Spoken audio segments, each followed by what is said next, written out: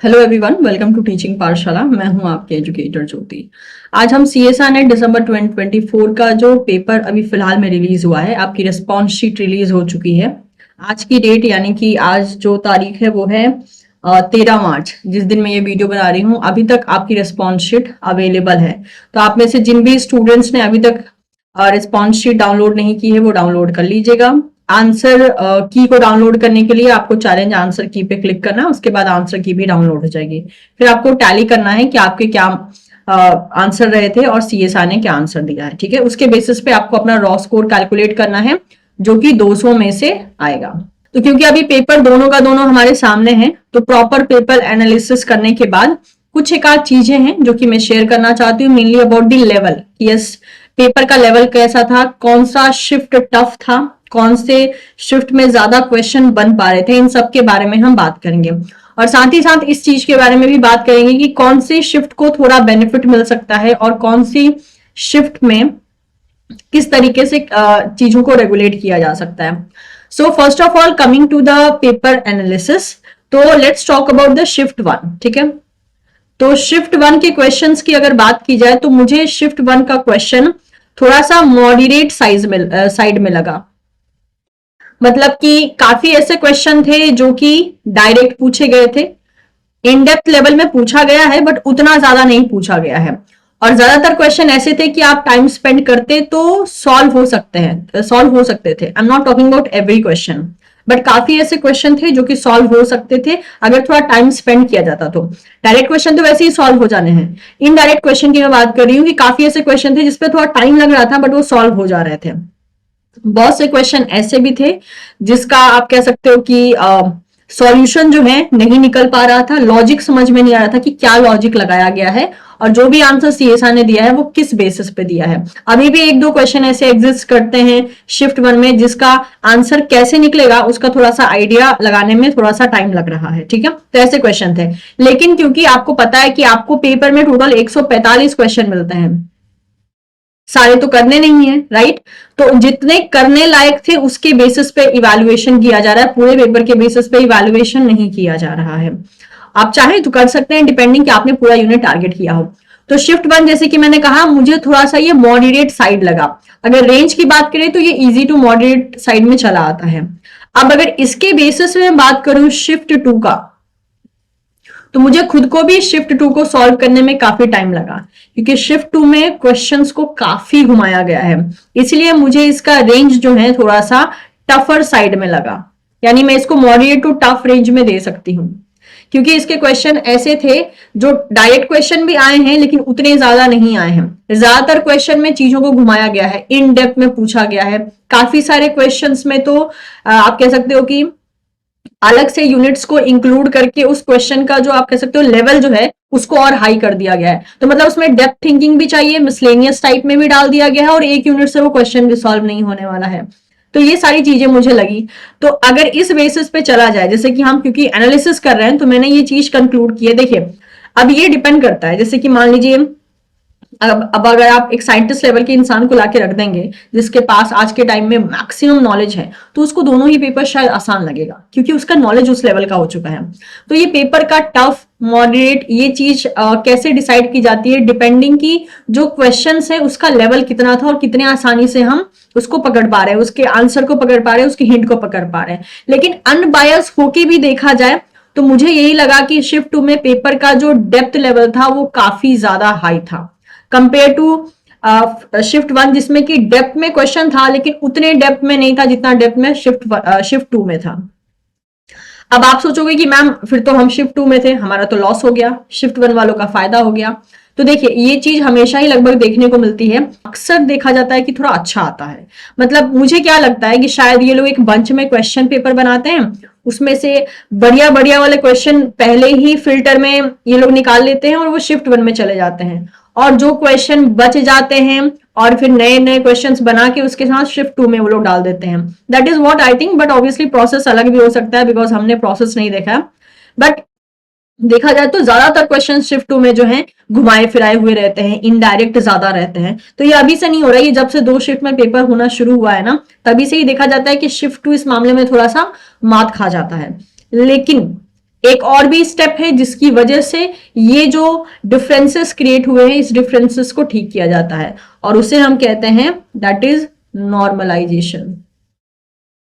देखिए, मैं अगर अपना पर्सनल पॉइंट ऑफ व्यू अगर शेयर करूं ना, तो somehow I am against of normalisation. मेरा मानना है कि भाई एक जमाना था जब बहुत सारे सीएसआर लाइफ साइंस के स्टूडेंट एग्जाम देने के लिए बैठते थे, ठीक है, तब पेपर ऑफलाइन हुआ करता था, चलो फाइन।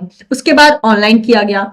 ऑनलाइन पेपर में भी एक वक्त तक ऐसा रहा कि पेपर जो है सिर्फ और सिर्फ एक सिंगल शिफ्ट में ही किया गया, जबकि उस टाइम बच्चे ज्यादा बैठते थे, तब भी सिंगल शिफ्ट में एग्जाम कंडक्ट करवाना पॉसिबल था। आज की डेट में वो नंबर ऑफ स्टूडेंट जो एग्जाम के लिए बैठते थे उनका नंबर कम हो चुका है, पहले के मुकाबले अभी काफी कम स्टूडेंट एग्जाम दे रहे हैं लाइफ साइंस का। तो अब क्यों पेपर को 2 शिफ्ट में करवाया जा रहा है, मुझे ये लॉजिक समझ में नहीं आती है। 2 शिफ्ट में करवाओ, पेपर के 2 लेवल बनाओ, उसके बाद फिर नॉर्मलाइजेशन नॉर्मलाइजेशन खेलो, ये एक अलग से काम चल रहा है। तो इसलिए मैं अपनी तरफ से अगर बोलूं तो I am against of normalisation. मतलब नॉर्मलाइजेशन की नौबत ही क्यों आ रही है, पहले के मुकाबले अब तो स्टूडेंट और ज्यादा कम बैठ रहे हैं। तो पॉसिबिलिटी है कि इसको एक शिफ्ट में पेपर करवा दिया जाए, बट क्यों नहीं करवाया जा रहा है, नो आइडिया। बट एनीवेज, अब जो चेंज नहीं हो रहा है उसका तो हम कुछ नहीं कर सकते हैं, जितना हम अपनी तरफ से कर सकते थे कर सकते थे। अब ये कोई तो ऐसा टाइम है जिसकी वजह से ये नॉर्मलाइजेशन हट जाए। 2 शिफ्ट में पेपर हटेगा तो ऑटोमेटिकली नॉर्मलाइजेशन हट जाएगा। नॉर्मलाइजेशन क्यों करवाया जाता है, ताकि जिसको पेपर टफ लगा है, किसी का पेपर इजी आया है, तो उसको नॉर्मलाइज कर दिया जाए, जिसे बोलते हैं कंपनसेशन कर देना, कि भाई यहां तुमको लॉस मिला, चलो यहां तुमको हम फायदा दे देते हैं। वही वाली कहानी यहां पे होने वाली है। अगर ये एक शिफ्ट में पेपर करवा दे तो आई डोंट थिंक कि, मुझे नहीं लगता पेपर, मतलब इतने सेंटर इतने कम है कि 2 शिफ्ट में पेपर करवाने की जरूरत है। पेपर मतलब कहते हैं ना कि एक शिफ्ट का पेपर हुआ तो दूसरे को ये हो जाएगा, वो हो जाएगा, ये पता चल जाएगा, वो भी लफड़ा चलिए हट जाएगा अगर एक शिफ्ट में पेपर हो जाता है तो। कब होगा पता नहीं। चलिए नॉर्मलाइजेशन की बात कर लेते हैं। अभी नॉर्मलाइजेशन एक ऐसी टेक्निक है जिसके द्वारा ये जो डिफरेंस क्रिएट हुआ है ना, टफ इजी, मॉडरेट इजी का या मॉडरेट टफ का, इसको बराबर किया जाता है। तो होगा क्या, मैं आपको बताती हूं। यहां पर ये पहले भी हुआ है, ये अब भी होगा, ठीक है, पिछली बार भी हुआ था। तो होगा क्या कि आप शिफ्ट 1 में देखोगे कि जिसके नंबर ज्यादा है, ठीक है, जिसके नंबर ज्यादा है वो भी स्टूडेंट एक, आप कह सकते हो कि रैंक जो है या एआईआर कम लेकर बैठा है। और शिफ्ट 2 में क्या होगा कि सेम उतने ही बराबरी के नंबर वाला, जैसे कि एक न्यूमेरिकल वैल्यू ले लेते हैं, लेट सपोज एक बच्चे के आए हैं 105,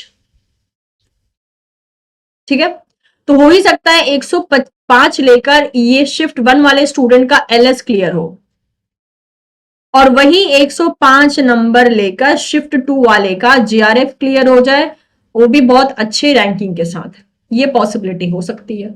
अब आप बोलोगे मैम ऐसा क्यों हो रहा है, क्योंकि भाई आपको पेपर भी इजी मिला, आपको पेपर इजी मिला इसीलिए आपने इजी पेपर में 150 स्कोर किया। यहाँ पे पेपर टफ था, उस बेसिस पे जो है यहाँ पे जो स्कोरिंग हुई वो 150 हुई, तो इसीलिए वो स्टूडेंट का जो नंबर का वैल्यू हो जाता है वो बढ़ जाता है। इसी तरीके से नॉर्मलाइज किया जाता है। इसीलिए पिछली बार ऐसा भी हुआ था कि कोई स्टूडेंट 85 मार्क्स स्कोर करके, मैं ये जो 85 मार्क्स है ये एक इमेजिनरी आप नंबर ले लीजिए, एग्जैक्ट नंबर मुझे याद नहीं है, बट ये सिनारियो हुआ था कि एक बच्चा 85 मार्क्स लेकर या जो भी XYZ मार्क्स था वो लेकर वो जो स्टूडेंट है वो उसका एक तरीके से एलएस क्वालिफाई हो गया है, और वही 85 मार्क्स लेकर एक स्टूडेंट का कुछ भी क्वालिफाई नहीं हुआ था। तो वो स्टूडेंट मुझे मैसेज करता है मैम इसमें मेरी क्या गलती है, इसमें किसी की कोई गलती नहीं है। जो गलती है ये सिस्टम जो चल रहा है ना, ये शिफ्ट 1 शिफ्ट 2 करके जो खेल खेला जा रहा है, इसको अगर चेंज कर दिया जाए तो ये लफड़ा ही खत्म हो जाएगा, फिर एक ही लेवल का पेपर होगा। और I can bet you question भी आपको बहुत अच्छे मिलेंगे, क्वेश्चन की क्वालिटी सुधर जाएगी। क्योंकि अभी जो ये लोग क्वेश्चन बनाते हैं, बंच ऑफ 300 से ऊपर क्वेश्चन इनको बनाने पड़ते होंगे, जिनमें से 300 छांटा जाता होगा। 145 क्वेश्चन एक शिफ्ट में, 145 क्वेश्चन दूसरे शिफ्ट में, इस तरीके से करके अगर किया जाता है तो ऑब्वियसली क्वेश्चन का डिस्ट्रीब्यूशन जिस भी तरीके से होता है, अगर एक शिफ्ट में एग्जाम हो जाए तो अच्छे अच्छे क्वेश्चन आपको मिलेंगे, क्योंकि क्वेश्चन की क्वालिटी इंप्रूव हो जाएगी।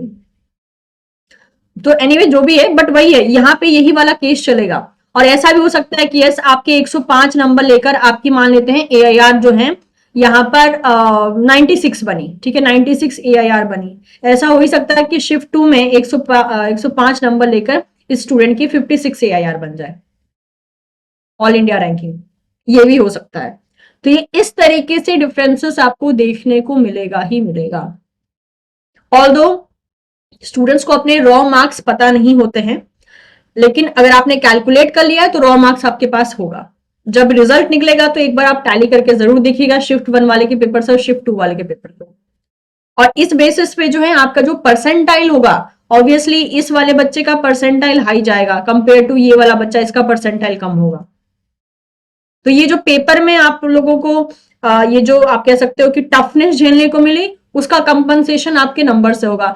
तो शिफ्ट 2 वालों में ऐसा चांसेस देखने को मिलेगा कि आपके लेस नंबर पे भी जेआरएफ एलएस क्वालिफाई होने के चांसेस हैं, और यहां पर हाईएस्ट नंबर पे आपके जेआरएफ एलएस क्वालिफाई होंगे। ऑब्वियसली कट ऑफ दोनों का मिलाकर निकलेगा, बट मैं अलग अलग करके बात करी क्योंकि अभी जो हमें स्टूडेंट देख रहे हैं वो शिफ्ट 1 शिफ्ट 2 के बेसिस पे डिवाइडेड है, तो मुझे उसी के बेसिस पे बात करना पड़ रहा है। तो इस बात का ध्यान रखिए, ये कुछ एक सिनारियो है जो कि क्रिएट होगा। अब ये सिनारियो आपको पता हो सकता है, नहीं पता हो सकता है, बट बिहाइंड द, बोलते ना बिहाइंड द फ्रेम यही वाली चीजें चलेंगी, इसी तरीके से नॉर्मलाइज किया जाएगा। अब इसका सॉल्यूशन क्या है वो तो वक्त ही बताएगा, बट क्योंकि वो कहते हैं ना नॉर्मली एक होता है ना कि कोई भी मान लीजिए कोई बिजनेस कर रहा है, तो वो बिजनेसमैन एटलीस्ट अपने जो उनके प्रोडक्ट यूज करने वाले जो कस्टमर होते हैं उनसे फीडबैक लेता है कि हाँ भाई बताओ हमारा प्रोडक्ट कैसा लगा, क्या कमी लग रही है, क्या हम सुधार सकते हैं। बट ये जो हमारा एजुकेशन सिस्टम है, इनको आप कितने भी फीडबैक दे दीजिए, भाई साहब पता नहीं कब लास्ट टाइम उन्होंने कुछ करेक्शन किया होगा बेसिस ऑन फीडबैक, क्योंकि जो कस्टमर है, जो कंज्यूमर है रादर टू से, जो उन चीजों का इस्तेमाल कर रहे हैं, जो उन चीजों को झेल रहे हैं, रूल बनाने वाले तो रूल बना देते हैं, झेलना तो हमें होता है, राइट। तो उस पर क्या काम चल रहा है क्या नहीं पता नहीं है। नॉर्मलाइजेशन का कंसेप्ट अभी भी यहां पर क्यों अटका है, नो आइडिया। इससे भी बड़े बड़े एग्जाम कंडक्ट होते हैं, वो तो सारे एक शिफ्ट में हो जाते हैं, वहां तो नॉर्मलाइजेशन की कोई झंझट नहीं होता है। तो यहाँ पे पॉसिबिलिटी है, क्योंकि डे बाय डे आप डेटा देखिएगा, नंबर ऑफ स्टूडेंट जो लाइफ साइंस एग्जाम के लिए बैठ रहे हैं उनका नंबर काफी कम हो रहा है। और शुरुआत में जब ये कोविड से पहले की मैं बात कर रही हूँ, ऑनलाइन बेसिस पे सिर्फ एक पेपर हुआ था, तो जब उस टाइम पॉसिबल था सीबीटी मोड में सिर्फ एक शिफ्ट में एग्जाम कंडक्ट करवाना, तो अभी क्यों नहीं पॉसिबल है, my question is that. But कौन इसका आंसर देगा, नो आइडिया। एनीवेज, हमने ये जो भी एक तरीके से डिस्कशन किया, आपको एक आइडिया लगा होगा, बट आपको टेंशन लेने की जरूरत नहीं है, क्योंकि ट्रेन जो है वो स्टेशन से निकल चुकी है। अब आपके हाथ में कुछ भी चेंज करना नहीं है कि आप अपना मार्क्स बदल लो, ठीक है, आप शिफ्ट का कुछ वो कर लो, कुछ अभी हाथ में नहीं है। अब जो निकल चुका है निकल चुका है। अब जिन बच्चों का इस रेंज में, जैसे कि कुछ बच्चे पूछ रहे थे मैम कितना सेफ साइड होता है, अभी कट ऑफ तो मैं नहीं बता रही हूँ, कट ऑफ के लिए मुझे पेपर मैंने एनालाइज किया है, तो कट ऑफ थोड़ा बहुत तो कैलकुलेशन वगैरह करके मैं आपको बताऊंगी। तो कट ऑफ देखने के बाद आपको अगर एक रफ आइडिया मिलता है, मेरा मानना है कि अगर आपके 110 या 112 से ज्यादा बन रहे हैं ना, तो ही आप वेट कीजिए, अदरवाइज आप फिर से तैयारी शुरू कर दीजिए। अगर उससे कम मार्क्स में भी जेआरएफ या एलएस क्वालिफाई हो जाता है तो कोई प्रॉब्लम नहीं है, वो इंटरव्यू में काम आ जाएगा जो भी इन्फॉर्मेशन आपने गेन की है। और अगर नहीं होता है तो जो तैयारी करे तो उसका इस्तेमाल करके आप नेक्स्ट अटेम्प्ट दे सकते हैं, ठीक है। अब नेक्स्ट पेपर जून में होगा या क्या होगा उसका अभी कोई आइडिया नहीं है, उसके बारे में तो अभी कोई सोच भी नहीं रहा है। फिलहाल में जो अभी करंट सिनारियो चल रहा है उसी के बारे में लेकर जो है हम चीजों को डिस्कस कर रहे हैं। जो भी होगा जैसे भी होगा विद टाइम आपको बता दिया जाएगा। I will try my best कि कुछ दिनों में जो है मैं आपको कट ऑफ के बारे में बताऊं। और आप में से बहुत से स्टूडेंट आंसर की को चैलेंज करने के बारे में पूछ रहे थे, मैं अपनी तरफ से कुछ क्वेश्चन को शॉर्ट आउट कर रही हूं। अगर मेरे पास जो भी क्वेश्चन की लिस्ट आती है चैलेंज के लिए, मैं कोशिश करूंगी कि आज रात तक या कल सुबह तक मैं आपको एक वीडियो के फॉर्म में बता दूं कि कौन कौन से क्वेश्चन आप चैलेंज कर सकते हैं, ठीक है। तो मैं उम्मीद करती हूँ ये वीडियो आपके लिए यूजफुल रहा होगा।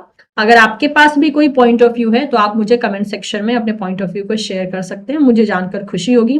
हो ही सकता है आप मेरी बहुत सी बातों से जो है सहमति ना रखते हो, बिल्कुल हो सकता है, हम लोग बिल्कुल अलग अलग इंसान हैं, तो अलग अलग तरीके से हर एक टॉपिक पे जो है अलग अलग इंसान अलग अलग तरीके से सोच सकता है। तो आप अपने पॉइंट ऑफ व्यू के बारे में भी मुझे कमेंट सेक्शन में जरूर शेयर कीजिएगा। Thank you so much, channel को सब्सक्राइब कर लीजिएगा ताकि ऐसी ही वीडियो का नोटिफिकेशन आपको टाइमली मिलता रहे। Bye bye, have a great evening.